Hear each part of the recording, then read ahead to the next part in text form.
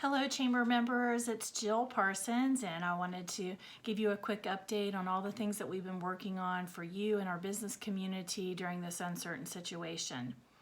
Last week we sent out several e-blasts about the SBA's Economic Injury Disaster Loan Program. The link is live to apply for the loan, and I attended an online webinar training with the SBA on Friday and took some additional notes. I'd like to share those with you real quickly here. The max unsecured loan amount is $25,000. Loans over $25,000 should have collateral, and they did mention you will not be denied a loan for lack of collateral. You can still apply for the loan even if you have credit elsewhere, but that leads me to suggest and recommend to you to have a discussion with your local lender, your bank, your credit union that you currently do business with, because I know that they would like to talk to our business community to see what needs and how they can be a resource. There is no cost to submit an application, although there may be some additional costs required by the SBA at closure, such as additional key man insurance, and that will be on a case-by-case basis. That's just an example. If approved, there is no obligation to take the loan. You do have to request a specific amount, and that will be done in the comment section of your application when you apply. So one piece of information or suggestion that they strongly recommended is to print out the hard copy version. I'll include the link to that again in this e-blast. Fill out the hard copy version first, and so that will make the online process easier when you go to apply and enter all the information online. And that is the way that you need to apply for this loan is online.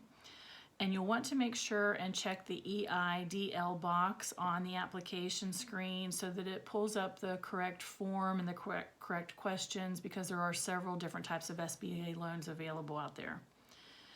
If you would like more information, the West Virginia SBA is hosting a webinar every day this week at 10 a.m. and 2 p.m. The login information was sent out in an e-blast to you on Sunday, but just drop me a note if you need me to resend you that information. Happy to do so. There is also new information coming out about the Emergency Paid Sick Leave Act and the Emergency Family Medical Leave Act, and I will post the Department of Labor memo link in this e-blast so you can see that information.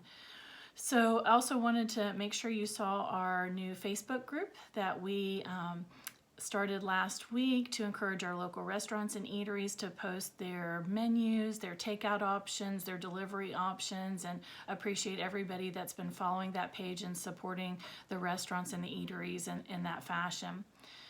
We know this is a very different time for you. We know that several of our businesses have lots of challenges and concerns, and we want to be here to help you. Nicole and I, we want to talk to our members. We want to find out how we can make connections for you.